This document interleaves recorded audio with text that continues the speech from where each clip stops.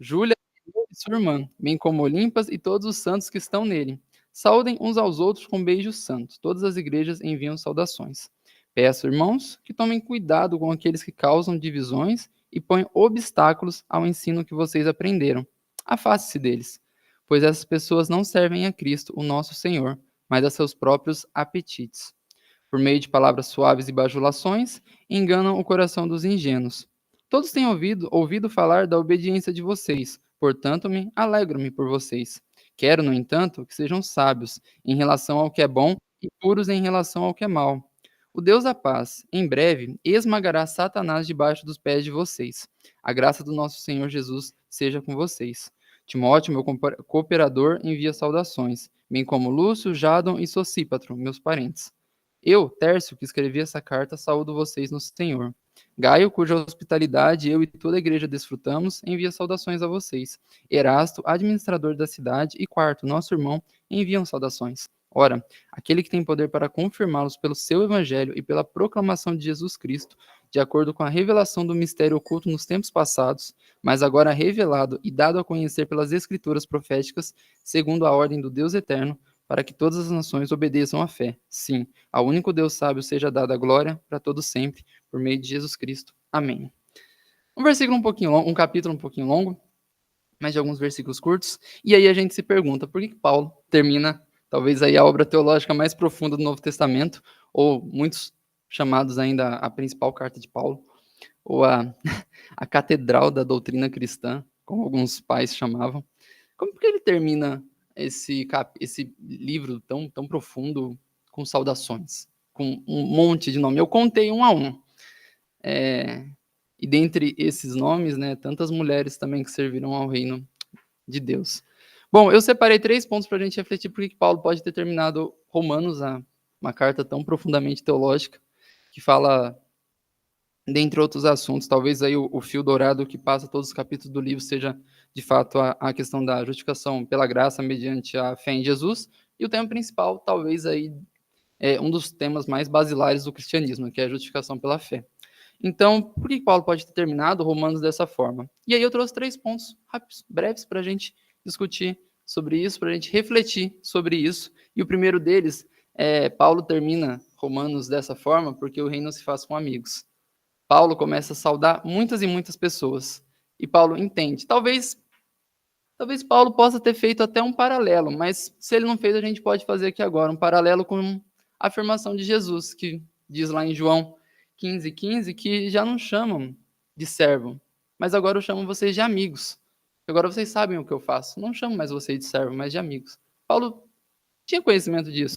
Paulo sabia disso. E aqui pode ter existido, a gente pode fazer aqui um paralelo com o capítulo 16 de Romanos, com essa afirmação de Jesus. Não chamo vocês mais de servos, mas chamo vocês de amigos. Por quê?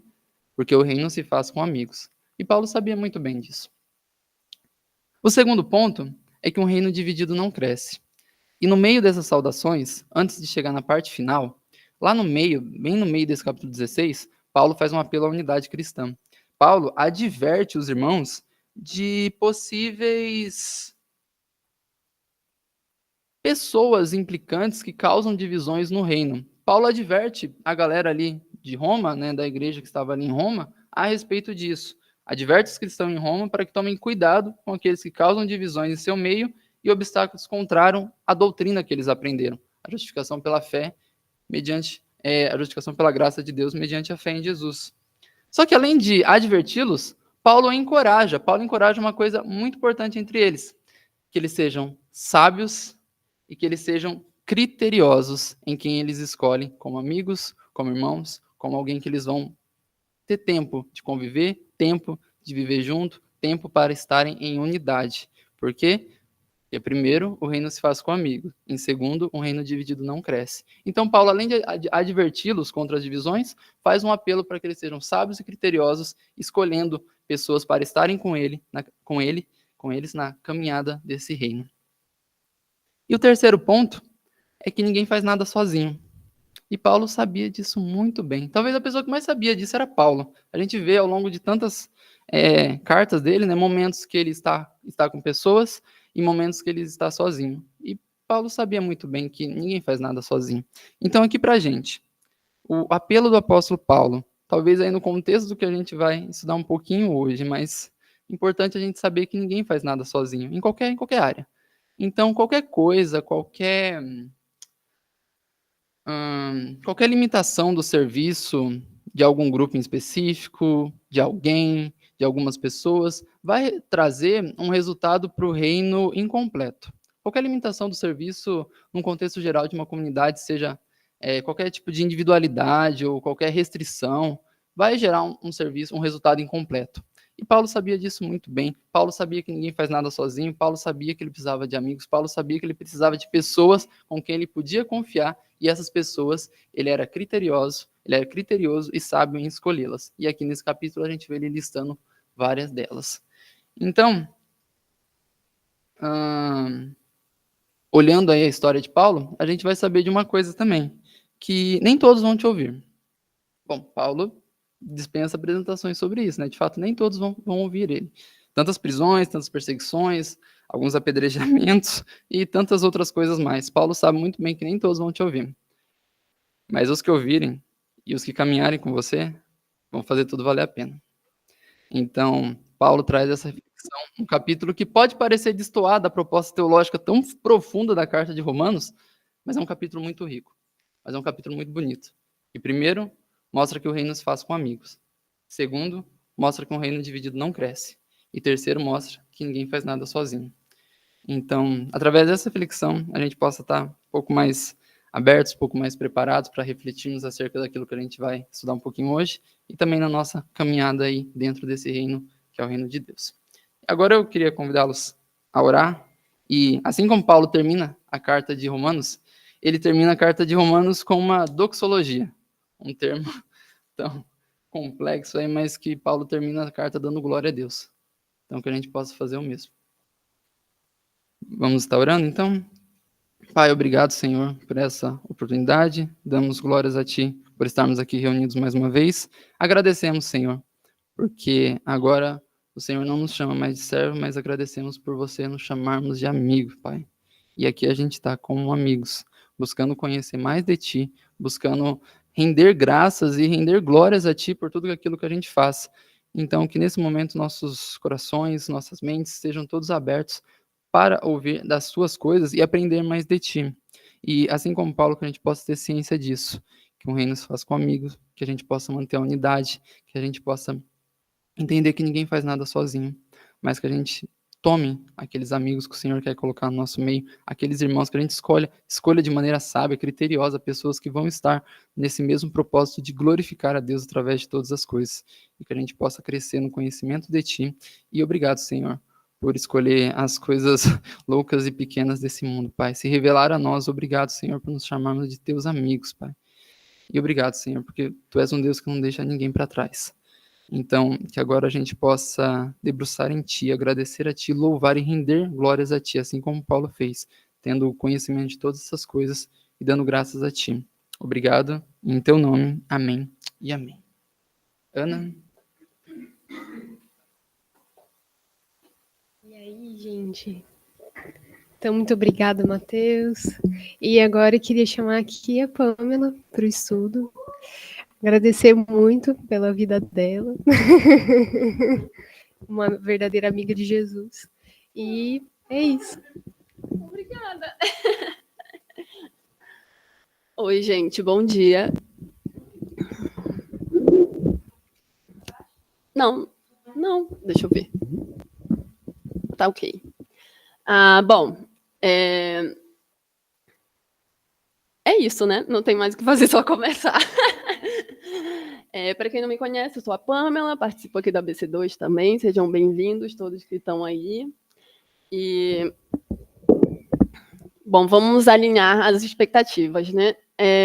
Como a gente havia conversado, eu não vou falar de textos bíblicos sobre as mulheres. Então, a gente não vai falar de exegese, de hermenêutica dos textos relacionados às mulheres. Nós vamos apenas falar, fazer um panorama de como nós chegamos aonde nós chegamos hoje, né? Então, por exemplo, se você faz parte de uma igreja que as mulheres são muito ativas, que as mulheres podem assumir ministérios, desenvolver seus dons. Isso é ótimo, mas, na verdade, na igreja evangélica, isso não acontece em todo lugar, né? Tem muitos lugares que as mulheres não podem exercer nenhum tipo de função. Por exemplo, eu mesma frequentei uma igreja que as mulheres não podiam orar publicamente, e era uma igreja batista. Então, não é assim em todos os lugares. Então, a gente vai pensar um pouquinho como a gente chegou nesse ponto e como, historicamente, né, algumas igrejas começaram a entender que as mulheres não poderiam pregar ou não poderiam assumir ministérios. Beleza? Então, é isso. Então, a gente vai começar... Eu ainda não tenho esse poder.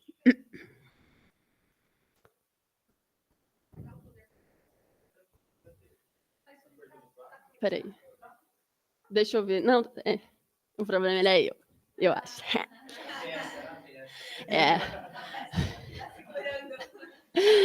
Bom, então, a gente vai começar fazendo uso desse livro aqui, da Gerda Lerner, A Criação do Patriarcado, que é um livro muito interessante. Esse livro, se eu não me engano, é a tese de doutorado dela. E nesse livro ela está investigando se em algum momento da história houve civilizações matriarcais. Ou seja, sociedades em que a mulher estava na posição de liderança, de autoridade, e os homens estavam subjugados a elas, né? Ou, mesmo que não fosse exatamente assim, mas que elas tivessem um destaque, né, social e em detrimento dos homens. Bom, já vou dando spoiler, dizendo que não. Bom, eu não sou de história, de ciências sociais, vocês devem ter outras referências. Mas ela afirma que não, nunca houve na história uma sociedade em que as mulheres estavam na posição de autoridade e os homens subjugados. E aí, ela vai dizer que algumas pessoas vão discordar dela, alguns autores, porque eles vão dizer assim, mas em sociedade tal, as mulheres eram rainhas, em sociedade tal, havia mulheres que eram autoridades de não sei o quê, e não sei o que lá. Mas, para ela, essas mulheres eram exceções à regra. Então, isso não configura um sistema de matriarcado. Elas eram exceções e elas podiam estar ocupando duas posições. Uma, essas mulheres eram muito ricas, elas eram de classes abastadas, por isso elas eram reconhecidas como algum tipo de autoridade. E isso não significa que elas não estavam sob a tutela de algum homem. Então, elas eram mulheres ricas, mas essa riqueza, às vezes, era da família, era do pai, era de um casamento arranjado. Então, não é o caso. A outra possibilidade dessa proeminência que as mulheres podiam ter era essa figura da mulher como uma sábia religiosa em determinadas civilizações. Então, ela era uma curandeira, ela tinha um tipo de conhecimento espiritualizante que colocava ela nessa posição de sábia, de ser consultada pelo resto da comunidade ou da aldeia, etc. Então, elas podiam ocupar essas duas posições, o que não significa que elas não estavam sob a tutela de homens. Então, nunca existiu uma sociedade matriarcal. O outro ponto interessante que ela coloca é que, lá, bem na história primitiva, a primeira sementinha que a gente vai enxergar na sociedade do que seria a propriedade privada e o que seria uma economia foi a dominação de mulheres. Por quê? Porque ela afirma que o homem branco, antes dele sair lá do quinto dos infernos para escravizar os grupos não brancos, ele treinou isso nas suas mulheres. Então, a gente tinha troca de mulheres entre tribos, uma tribo queria uma mulher que tinha uma determinada habilidade que eles não tinham, e aí existia um tipo de mercado de mulheres e crianças, né? As mulheres eram espólios de guerra, eram escravas sexuais de guerra. Então, havia um sistema assim, de troca, de empréstimo de mulheres para tribos que queriam funções diferentes, ou uma negociação entre sociedades diferentes. Então, era feita através de mulheres e crianças, porque eram vistos como objetos. Então, as primeiras sementinha que a gente vê do que seria propriedade privada foi a dominação de mulheres, né? E aí, o que a gente vai ter? Nesse cenário, vai aparecer algum irmão. Isso eu não estou inventando da minha cabeça, já falaram diretamente para mim. E eu já li também alguns livros de teólogos que a gente gosta muito, às vezes, que é o seguinte. Então, se sempre foi assim, se as mulheres sempre foram subjugadas, isso significa que o patriarcado é bom. Isso significa que essa é a vontade de Deus. Isso significa que Deus estabeleceu uma ordem no mundo criacional em que as mulheres estão abaixo dos homens. E então, se sempre foi assim, é porque Deus estabeleceu essa ordem e essa ordem é boa. E aí, isso me lembra uma frase do primeiro capítulo do livro da Beth Allison Barr, que é A Construção da Feminilidade Bíblica, que ela diz assim: no cristianismo não deveria ser diferente. Por quê, né? Nós temos... quando a gente fala, por exemplo, de não se amoldar ao mundo, a gente tem muita facilidade de pensar isso num nível individual. Do tipo assim, eu não vou me amoldar ao mundo, então eu não vou ter as mesmas práticas que aquelas pessoas. A gente pensa, às vezes, em coisas de usos e costumes. Eu não vou ouvir música secular, sei lá. Eu não vou parecer com pessoas que não são cristãs. Mas quando a gente vai para sistemas, às vezes, que eles discriminam a imagem de Deus em outros grupos, a gente tem uma certa resistência em perceber que a gente não tem que se amoldar ao mundo, que a gente, enquanto cristãos, tem que ser contra a cultura. A gente veio aí dos estudos sobre racismo, por exemplo. Né? Então, ainda há pessoas na igreja cristã que não percebem o racismo como uma forma de opressão, que fere a imagem de Deus nos nossos irmãos, né? Então, ela pergunta assim: se no mundo inteiro as mulheres sempre foram subjugadas, no cristianismo não deveria ser diferente? Mas, na verdade, é que sim, no cristianismo é diferente. Por quê? O único versículo... Isso que eu vou falar agora, evidentemente, é uma visão mais igualitária da Bíblia.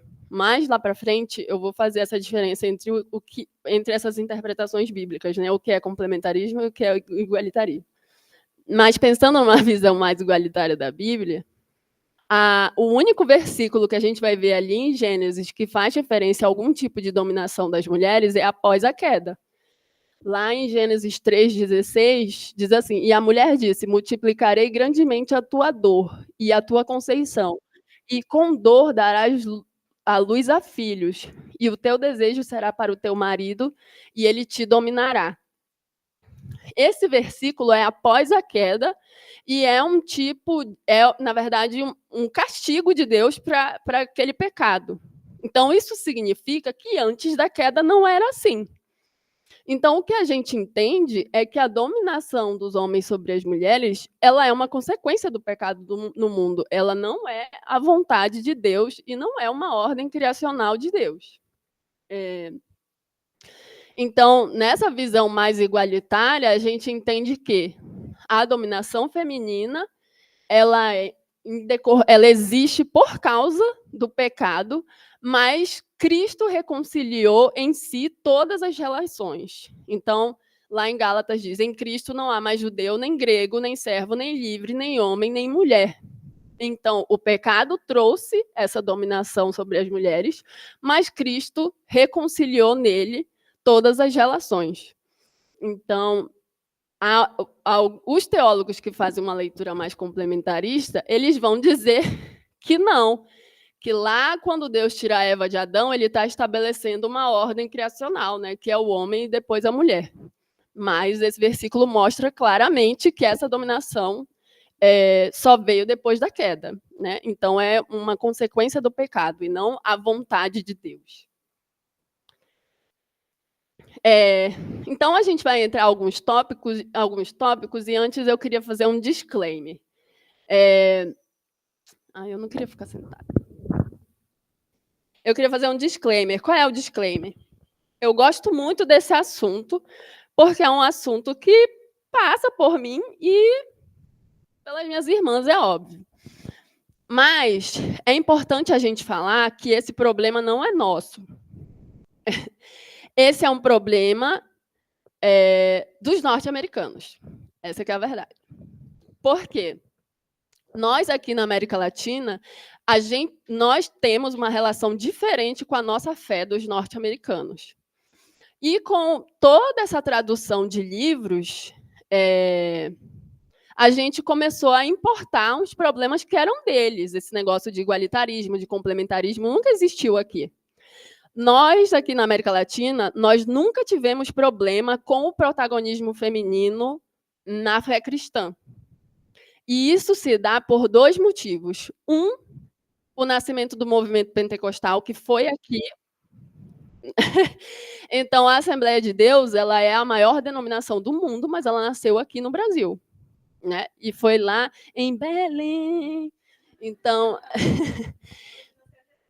onde nasceu Jesus, que está aqui. Então, né, uma reunião especial. Então, nós nunca tivemos problema aqui na América Latina com o protagonismo feminino na igreja cristã, por causa da nossa influência dos movimentos pentecostais.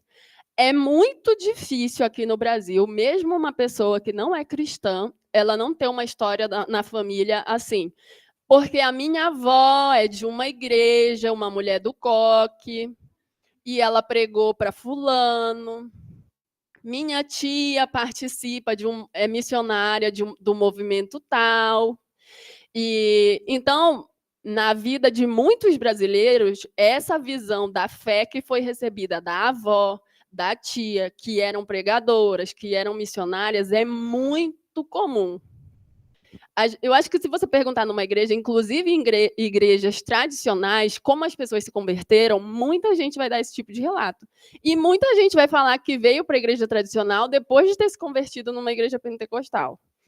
Então, esse é o nosso cenário aqui na América Latina. A gente nunca teve problema com o protagonismo feminino, porque o movimento pentecostal trouxe para a gente essas mulheres missionárias, pregadoras, essas mulheres que dirigem o círculo de oração, essas mulheres que dirigem a oração do meio-dia, que participam das sociedades femininas. E, além disso, a gente tem uma influência muito grande da teologia mariana da Igreja Católica, não só aqui no Brasil, mas nos outros países da América Latina. Então, a teologia mariana, que coloca, às vezes, Nossa Senhora até acima, né, de Jesus, nunca foi estranho para nós aqui o protagonismo feminino na fé cristã. Isso se tornou um problema, porque os americanos criaram esse problema, e a gente começou a traduzir muito de lá sem pensar no nosso contexto. E a maioria dessas traduções de livros de feminilidade, de livros sobre o papel da mulher, de livros sobre o papel do homem, não são livros que realmente estão fazendo uma exegese do texto. São livros que estão falando do American Way of Life. O que é o American Way of Life? É aquela visão da sociedade americana nacionalista, que é uma potência, que a mulher está em casa cercada de eletrodomésticos, que ela é consumista e que ela adora aqueles eletrodomésticos. O homem vai para a guerra salvar a nação americana e ela está em casa de vestido rosa e amando todas aqueles air fryer, a máquina de lavar e todos os 10 filhos que ela tem. Então, tem que amar os 10 filhos, tá? Eu falei, mas tem que amar. Então, o que esses livros estão trazendo é o American Way of Life, que é muito o estilo de vida americano, que ele tem muita correspondência com aqueles anos 50 americanos, com aquela ideia de pós-guerra, com aquela ideia da nação patriotista americana. E não tem nada a ver com a gente. Então, a gente vai entrar nesses tópicos, mas eu queria fazer esse disclaimer. A gente está discutindo um problema que não é nosso. Então, tá. Eu vou tentar fazer rapidinho um resumo de 3 partes desse livro aqui, que é o Discovering Biblical Equality, Descobrindo a Equidade Bíblica e a Complementaridade sem Hierarquia, que são as partes que diz a mudança do papel das mulheres no ministério, mulheres evangélicas no ministério e evangélicos contemporâneos pela equidade de gênero. Essa parte aqui, eu vou passar bem rápido, porque eu acho que é uma parte que é meio conhecida, principalmente se você já leu os livros da Ruth Salviano Almeida. Então, desde a Igreja Primitiva até mais ou menos o século XVIII, a gente tem, na verdade, poucos registros sobre a atuação de mulheres, o que não significa que elas não atuaram. Então, a gente vai ter uma frase num texto de alguém, um parágrafo num livro de não sei quem. É assim que a gente vai saber sobre a história das mulheres, porque essa história foi pouco registrada. O que não significa que elas não atuaram. A gente tem um certo apagamento, na verdade, da atuação das mulheres, né, no ministério. Só que o que é meio consenso que a gente tem que perceber é que elas atuaram em diferentes frentes, né? Elas foram mártires, místicas, enfermeiras, pregadoras, conselheiras. E o que a gente consegue perceber é que, mesmo que as mulheres elas não tivessem autoridade eclesiástica, elas tinham algum tipo de autoridade teológica. Por quê? Porque elas estavam ali orbitando as mesas de teologia. E elas estavam aconselhando, muitas vezes, esses doutores, esses teólogos da igreja. Então, como, por exemplo, Marcela, que nunca recebeu o crédito da tradução da Vulgata, mas ela fez junto com Jerônimo, né? Então, que foi ela. Pois é, então elas atuaram, mas a gente não tem registros, né? Então o que a gente pode perceber é que, mesmo que elas não tivessem, sei lá, ordenação ministerial, elas faziam teologia a partir da sua experiência. Por isso, elas não tinham educação formal também. Então, por isso que a gente vai ver muitas mulheres falando sobre espiritualidade, sobre virtudes, sobre questões sociais nesses textos, porque elas fazem teologia a partir da sua experiência, uma vez que elas não têm acesso à educação formal e ao ministério, né? Então, essas mulheres, muitas delas, elas vão participar de ministérios de mais misticismo cristão, de maior espiritualidade, de cuidado com os vulneráveis, de enfermagem, mas elas estão ali atuando, né? Isso a gente está falando de um período que a gente não tem muitos registros, né? A questão das mulheres na Bíblia, que se elas eram pastoras, presbíteras ou não, é outra discussão, né? A gente está falando desse período aqui. E nesse período, inclusive, a gente vai ter, por exemplo, Jerônimo falando que essa Bárbara, Maria Madalena, é o apóstolo dos apóstolos, né? Então, eles reconheciam o tipo de autoridade teológica que elas tinham, mesmo que não fosse ordenada, né? Porque Maria Madalena teria recebido a mensagem da ressurreição, então ela seria o apóstolo dos apóstolos. Que mais?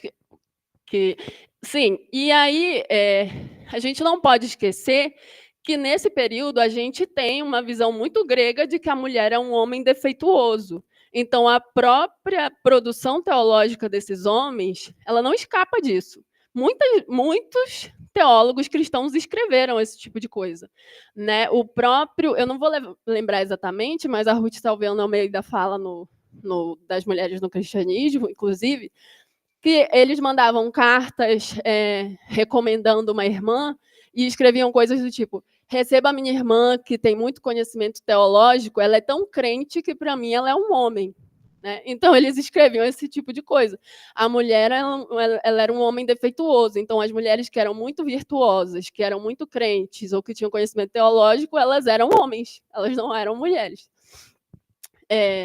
A gente vai ver isso em textos de vários, né? De Agostinho, de Tomás de Aquino, de Lutero, de Calvino, e esses homens influenciaram muito e influenciam a forma como as pessoas veem teologia, né? Por exemplo, Agostinho: a mulher foi dada ao homem, mulher de pouca inteligência e que talvez ainda viva mais de acordo com os impulsos da carne inferior do que pela razão superior. É por isso que o apóstolo Paulo não atribui a ela a imagem de Deus. Mas a mulher tem naturalmente menos força e dignidade do que o homem. Um escrito de Lutero que ele diz: embora Eva fosse uma criatura excelente e bela, semelhante a Adão, em referência à imagem de Deus, isso é, no que diz respeito à justiça, sabedoria e salvação, ainda assim ela era uma mulher, pois assim como o sol é mais glorioso que a lua, embora a lua seja um corpo glorioso, assim a mulher, embora fosse uma bela obra de Deus, ainda assim ela não se igualou à glória da criatura masculina. Eu amo. Eu acho que é isso mesmo. Por essa razão, olha aí o Calvino de vocês. Por essa razão, todas as mulheres nascem para que possam reconhecer-se como inferiores em consequência da superioridade do sexo masculino. Sim. Sim. Sim. Então, a gente não pode achar que essa influência ela não apareceu nos textos desses homens. Elas apareceram bem explicitamente e, às vezes, os nossos companheiros homens fazem vista grossa com o que eles estão lendo. Esta é que é a verdade. Tá? Então, esse tipo de coisa apareceu, principalmente essa ideia de que Eva foi a que pecou, então, por causa disso, a mulher ela é mais suscetível sexualmente, ela é mais suscetível ao pecado, ela que leva o homem a pecar, etc.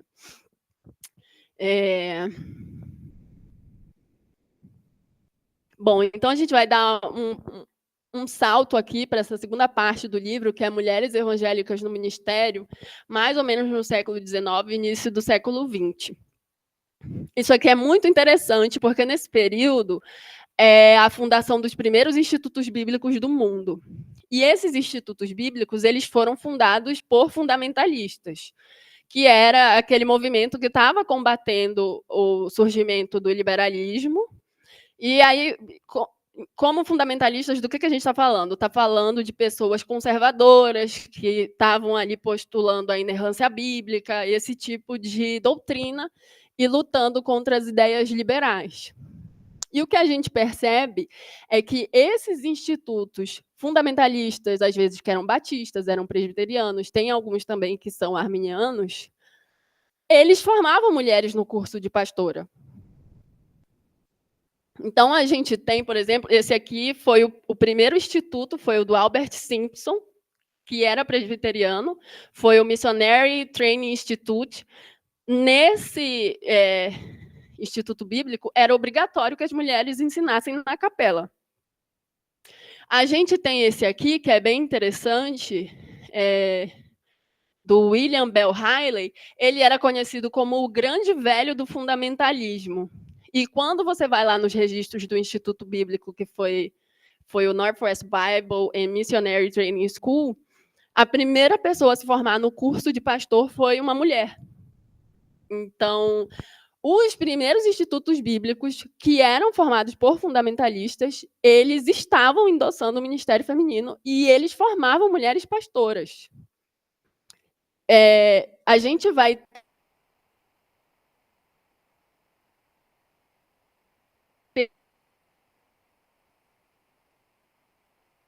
não nesses lugares, né? Estou aqui só citando também como exemplo do Dwight Moody. E mais ou menos nesse período, a gente vai ter aproximadamente 70 anos de documentos de homens e mulheres defendendo o ministério feminino. É isso. E o que mais que eu ia comentar? Bom, eu acho que é isso. É mais para a gente ver que nem sempre essa ideia de que a mulher não poderia pregar foi assim. E a gente vai ter, nesse período, o que seriam as motivações desses institutos bíblicos que aceitavam as mulheres pastoras. Eram motivações muito evangelicais mesmo, que era a iminência do inverno. Tem, inclusive, num desses escritos, um pastor que ele fala assim: se a seara é grande e poucos são os ceifeiros, se a gente impedir metade dos trabalhadores, que seriam as mulheres, de pregar, menos ainda a gente vai conseguir alcançar o mundo. Então, mesmo os mais tradicionais, eles tinham uma certa influência desse pensamento mais evangelical, mesmo de que o inferno está aí e que as pessoas precisam conhecer a Cristo, a gente não pode impedir as mulheres de pregarem. Então, tinha também uma visão muito positiva de Atos, lá do Pentecostes, né, em que Deus estava ali capacitando todo tipo de pessoa para a sua obra. Então, mulheres também teriam recebido dons de liderança do Espírito, né? E alguns desses documentos citavam muito Joel 2:28, que diz: há de ser que depois derramarei o meu Espírito sobre toda a carne, e vossos filhos e vossas filhas profetizarão, e os vossos velhos terão sonhos, e os vossos jovens terão visões. Então, eles apoiavam o ministério, né? Principalmente porque as mulheres também profetizariam, né? Segundo Joel. Então, a gente vai ter as igrejas que estavam apoiando também ativamente o ministério feminino. As igrejas metodistas, Wesleyanas, Livre, Igreja do Nazareno, Exército da Salvação, as denominações pentecostais, né, que já é esperado, batistas do livre-arbítrio, batistas americanas do norte, reavivalistas presbiterianos e batistas alemães e suecos. Então, houve sim um período da história em que havia esse movimento positivo para que as mulheres assumissem posições de liderança na igreja. E aqui eu vou começar a comentar como que houve um declínio nisso. Então, como que começou o declínio da atuação de mulheres na igreja e essa chamada feminização da religião. Né? Para isso, eu vou usar o livro Verdade Absoluta, da Nancy Pearcey. Esse livro, essa parte das mulheres, é muito interessante. Só que, bom, estou comentando porque, às vezes, depois as pessoas vão atrás, tem algumas partes desse livro que estão bem defasadas, principalmente a parte de ciências naturais que ela comenta, é bem ruim. Só deixando um parênteses. Mas essa parte é bem interessante. O que começa a ser motivo de declínio da atuação de mulheres na igreja? A gente vai ter a Revolução Industrial, e com a Revolução Industrial, a gente vai ter um incentivo ao que seria o darwinismo social. O que é isso? Então, o homem, a casa, ela deixa de ser um núcleo produtivo, né, em que as pessoas, todas as pessoas, inclusive as crianças, aquela ideia de se você tiver muitos filhos, os filhos vão ajudar no trabalho de casa. A casa deixa de ser um núcleo produtivo e os homens começam a ser chamados para trabalhar fora de casa.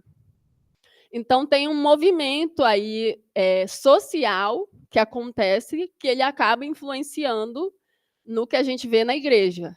Né? Então, a casa deixa de ser aquele lugar de trabalho da família e os homens são chamados a trabalhar nas indústrias. E quando os homens são chamados a trabalhar nas indústrias, tem muito essa ideia da competitividade, do darwinismo social, que aquele que for o mais forte vai sobreviver. Então, esses homens, eles começam a ter que acreditar que a masculinidade, ela é bruta, né? Uma masculinidade que faz sentido, ela tem que ser bruta, ela tem que ser competitiva, ela tem que conseguir lidar com os problemas da indústria que está surgindo, etc. E aí, o que vai acontecer? Os homens vão sair de casa e as mulheres vão permanecer. E elas vão permanecer inclusive nos bancos das igrejas, né? Tem um movimento que está brutalizando um pouco os homens, e a igreja não fez resistência a esse movimento, evidentemente, e a gente começa a notar que as igrejas elas são formadas de mulheres e crianças. Por isso, até hoje, ainda se vê muito que a maioria das igrejas evangélicas é formada mais por mulheres. Tem-se uma ideia que religião é coisa de mulheres e crianças, por exemplo, que a religião ou que as virtudes são coisas feminilizantes, né? E que o homem masculino ele não pode ser afeminado dessa forma, né? Então, tem uma mudança nos valores sociais de separação do que é público e do que é privado, e do que são valores e fatos. Então, o que a gente tem? Que a casa é o ambiente privado, então a casa é o lugar da religião. Se a casa é o lugar da religião, a casa também é o lugar das mulheres, porque os homens se ocupam do que é público, do que são os fatos, o homem se ocupa da ciência e a mulher se ocupa da vida privada. E então também a religião não é para os homens que estão na vida pública. E como a religião também não é para os homens que estão na vida pública, a gente começa a ter problemas sociais, né? Como vocês vão ver, por exemplo, a questão do alto índice de alcoolismo entre homens nesse período. Os homens começam a achar, a partir dessa ideia de competição, de darwinismo social, que eles não têm que cultivar virtudes, eles não precisam mais ter virtudes cristãs, porque é tarefa das mulheres serem virtuosas no cristianismo. Então, vai ter um tipo de desregramento da vida pública, né? E esse tipo de desregramento da vida pública, evidentemente, atrapalhou a vida privada. Então, o que a gente vai começar a ver é movimentos das mulheres, inclusive das mulheres cristãs, para diminuir esse índice de alcoolismo e de problemas de violência entre os homens.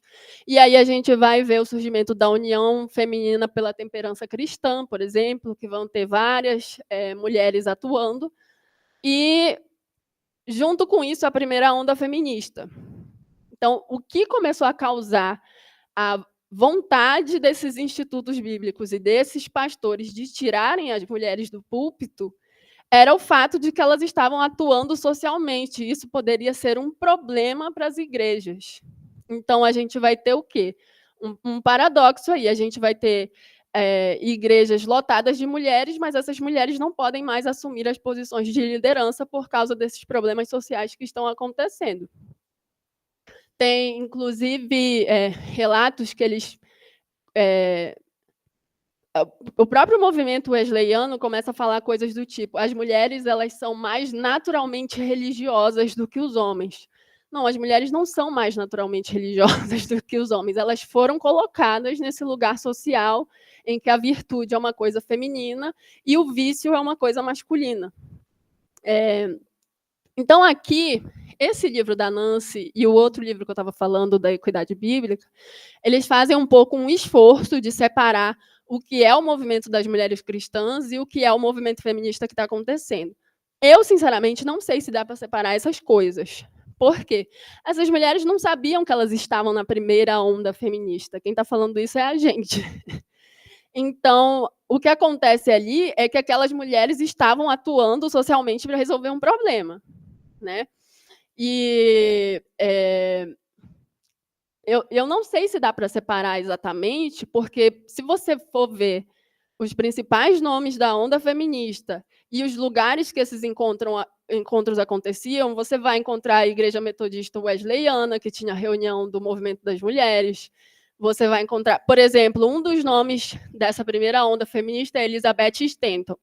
A Elizabeth Stanton é a mesma mulher que teve aquele episódio lá com o Jonathan Edwards, não sei se vocês sabem, mas o Jonathan Edwards estava pregando aquela pregação dele que é muito conhecida, do Deus irado, como é? Pecadores na mão de um Deus irado, e ela estava na igreja ouvindo, e aí ela falou assim: se Deus for assim, é melhor servir o diabo. Então, essas mulheres que estavam atuando socialmente eram mulheres cristãs. né? E esse movimento social que estava acontecendo era um movimento que eu acho que a gente faz essa separação, mas eu não sei se para elas havia essa separação, né? Inclusive, o objetivo delas não dá para a gente dizer que era um objetivo revolucionário. Elas estavam querendo que os maridos voltassem a ser virtuosos, né? Então, por exemplo, um dos motes, né? As mulheres têm de procurar tornar o mundo inteiro um lar. Eu acho fofo, acho ruim, mas acho. Então, tem um trecho aqui. Elas foram chamadas para manter a casa como cenário isolado do ethos competitivo e cruel da economia e da política. Não sei o que é isso aqui. As mulheres tinham de cultivar as virtudes mais amenas de comunidade, moralidade, religião, sacrifício de si mesmas e afeto. Elas foram exortadas a seguir como guardiãs morais do lar, tornando o lugar onde os homens ganhassem força, se refizessem, se disciplinassem e se purificassem. Um lugar de retiro do mundo competitivo e amoral lá fora. Então, é basicamente isso.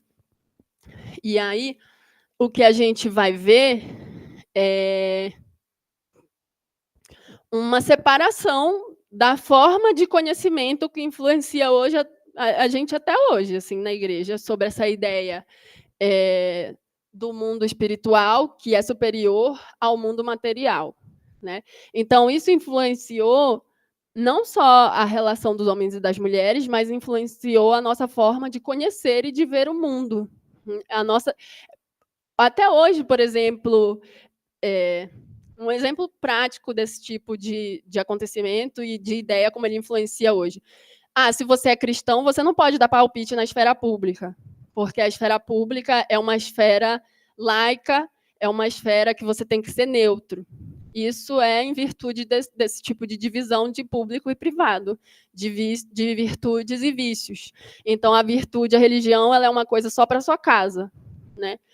Então, e o que aconteceu? A gente esvaziou a casa de tudo que era produtivo, de tudo que fazia sentido, do trabalho, e a gente quis manter as mulheres trancadas lá dentro. Foi isso que aconteceu. A gente tirou de dentro do lar e da família tudo que dava sentido, porque tudo que é interessante acontece lá fora. Mas as mulheres tinham que se manter trancadas dentro da casa que estava sendo esvaziada de tudo que era interessante. Então, a gente vai ter a divisão da verdade, né, ou da nossa forma de conhecer, em 2 pavimentos. O pavimento de cima, que seria, sei lá, o mundo das ideias, de repente, é o pavimento do espírito, da graça, da religião, da emoção, da vontade, dos valores, das virtudes, do misticismo, do privado, e é onde as mulheres ficam. O pavimento de baixo, que é a matéria, a natureza, a ciência, a razão, determinismo, fatos, naturalismo, e o público é o pavimento dos homens. Então, foi assim que começou a haver esse declínio do ministério feminino. Foi um movimento social que aconteceu em que retiraram as mulheres dessas posições que elas ocupavam nas igrejas.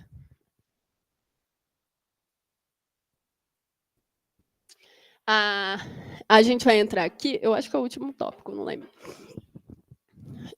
Como mais recentemente essas coisas começaram a ser discutidas, né?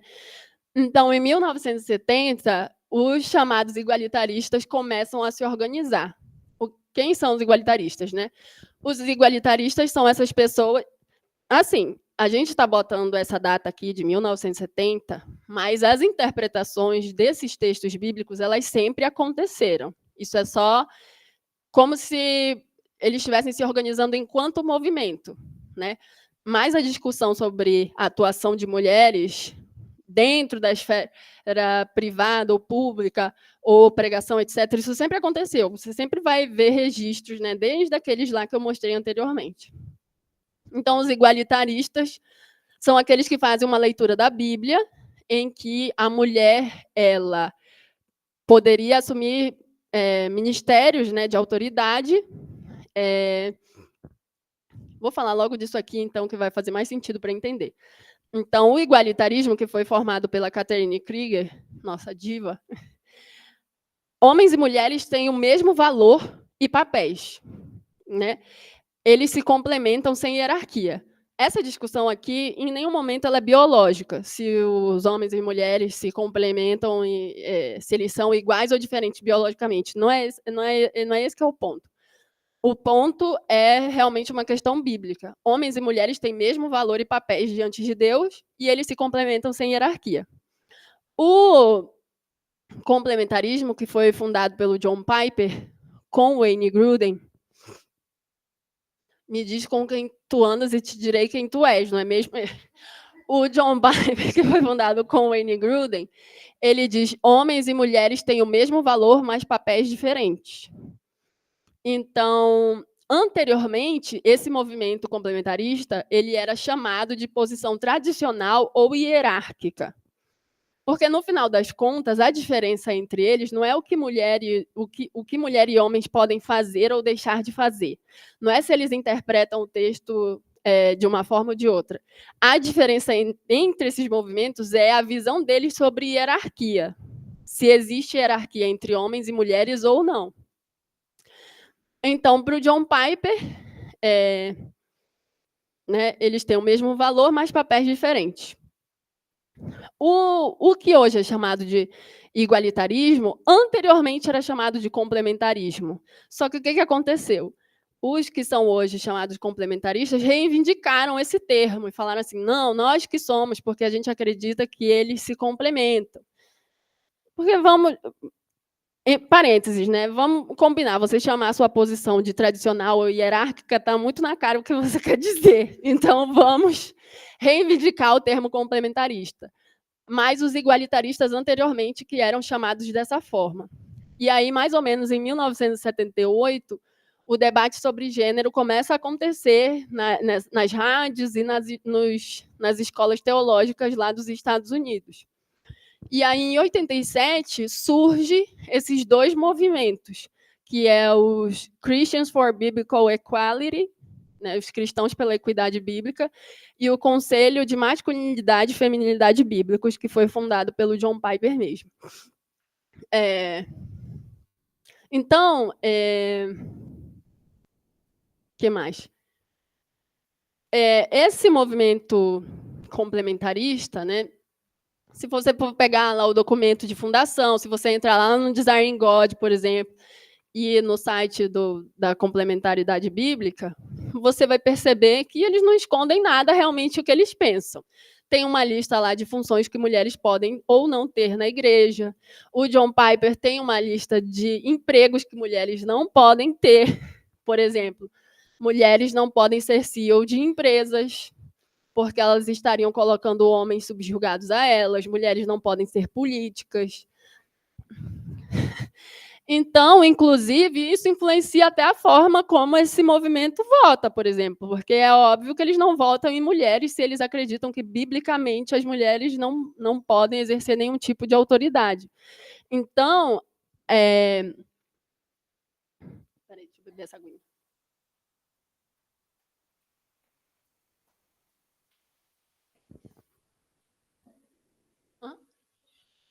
Ah, tá.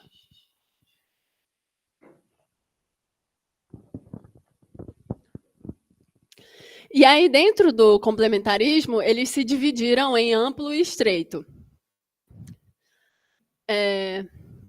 Que para mim não faz muita diferença.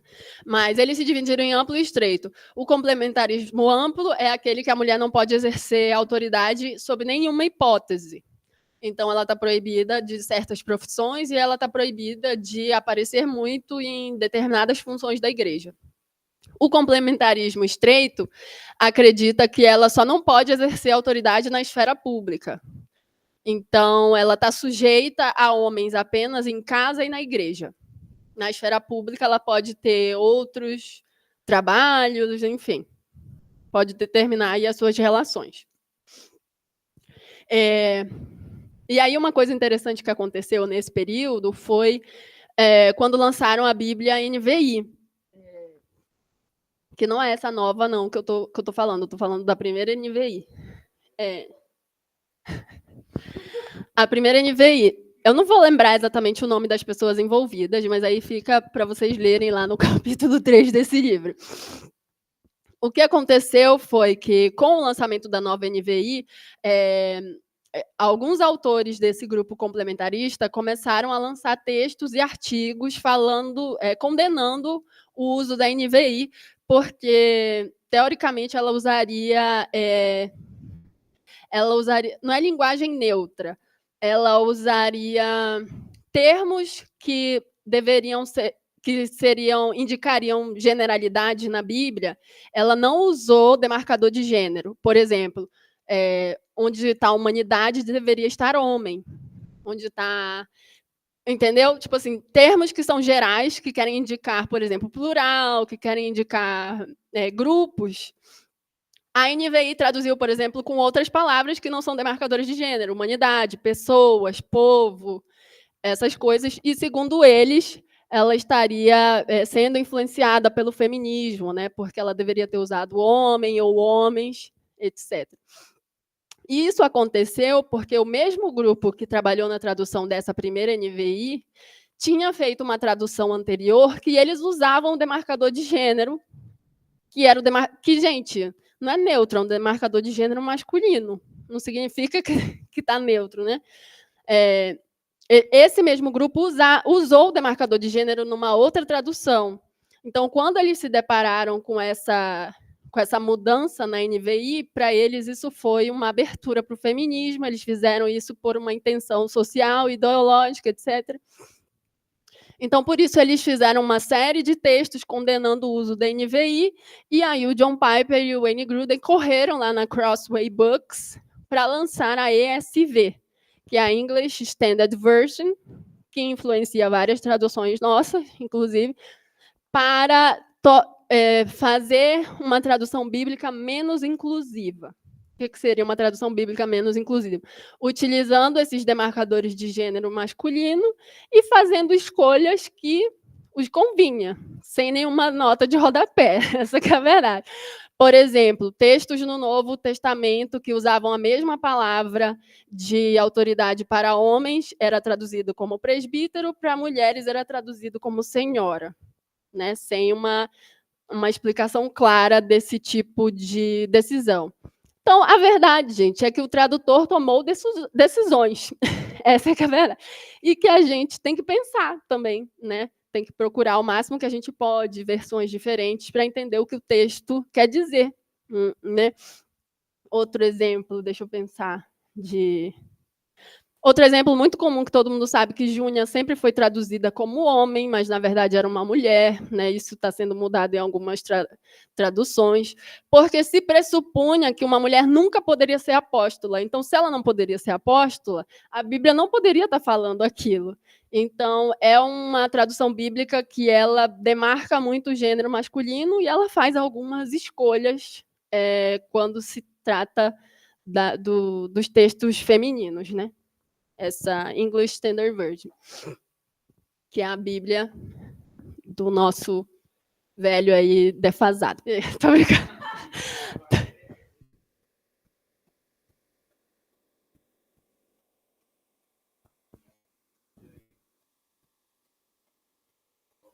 Uhum. Sim. Sim.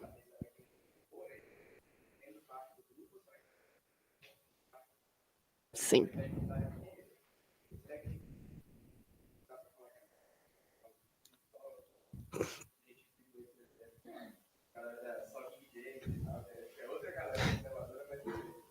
Uhum.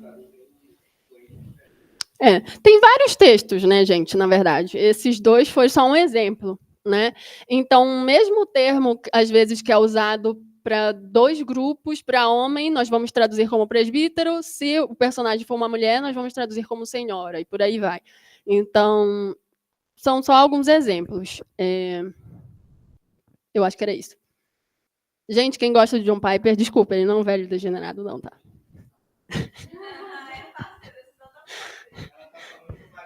Eu estou falando pro Ramon ali atrás. Um velho defasado.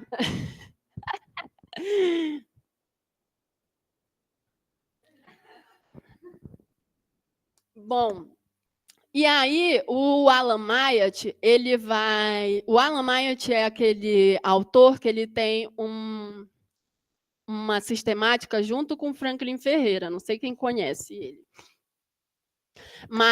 E aí, nessa sistemática, o livro é desse tamanho, e os textos das mulheres eles pularam, né? Porque o Alan Myatt é a favor da pregação feminina e o Franklin Ferreira é contra. Então, eles escreveram um tratado desse tamanho, mas você vai procurar os textos de mulheres, lá não tem nenhum. Porque provavelmente eles deviam estar se xingando enquanto estavam escrevendo. Não, mentira, eles são amigos. Mas o Alan Myatt ele vai defender que essa visão complementarista e que coloca essa diferença de papéis entre homens e mulheres, ela não é nossa, ela foi importada dos gregos.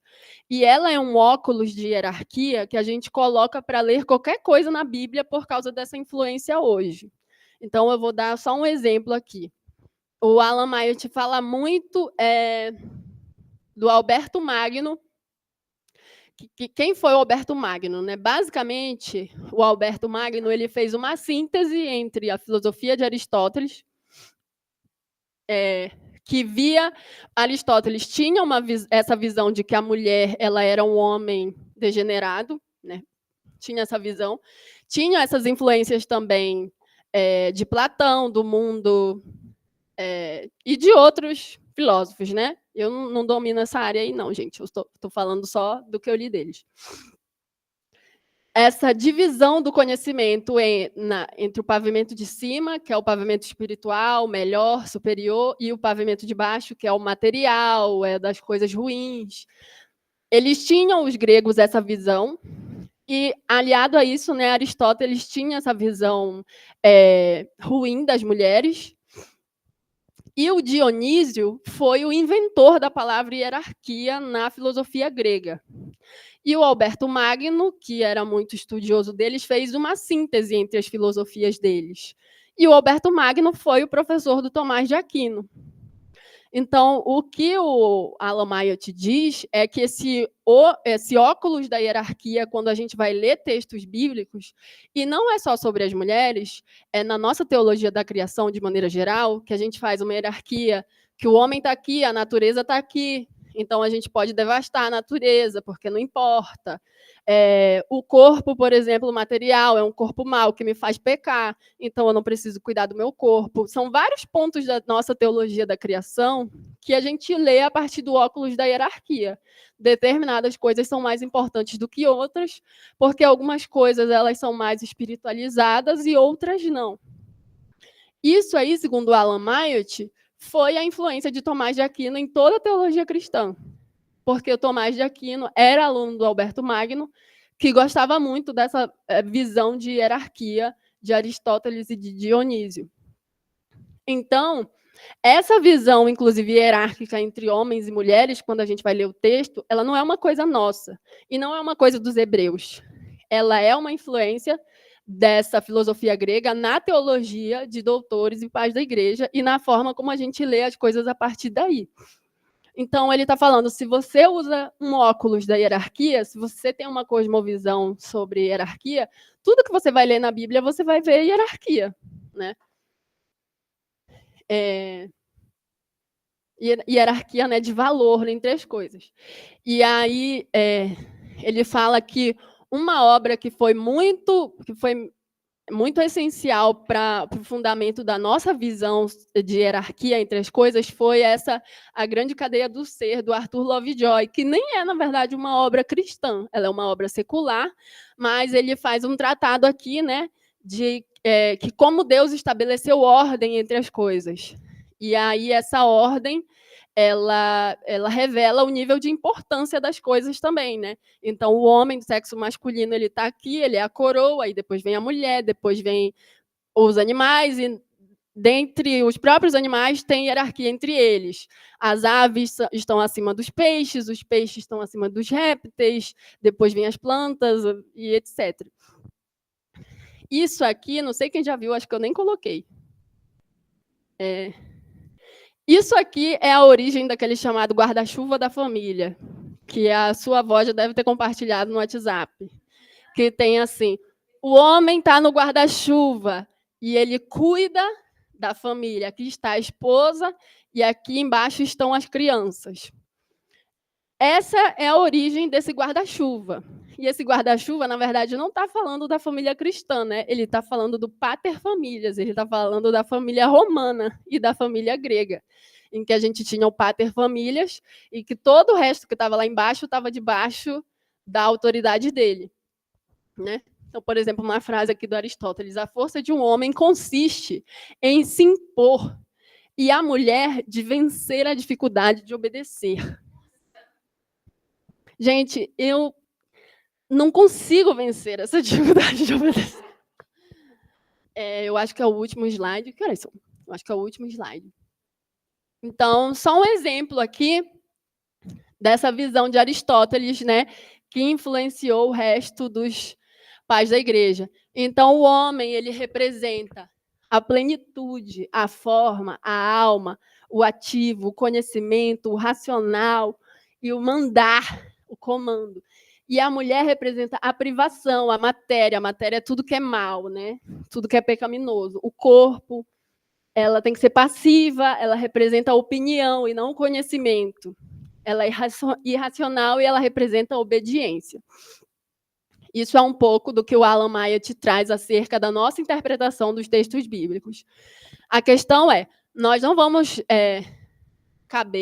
nós não vamos discutir os textos bíblicos, né?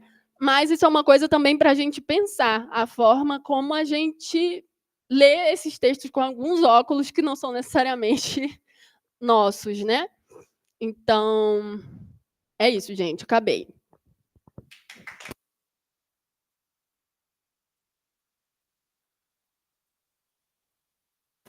Tá. Tchau, YouTube. No Meet, pode continuar para discutir.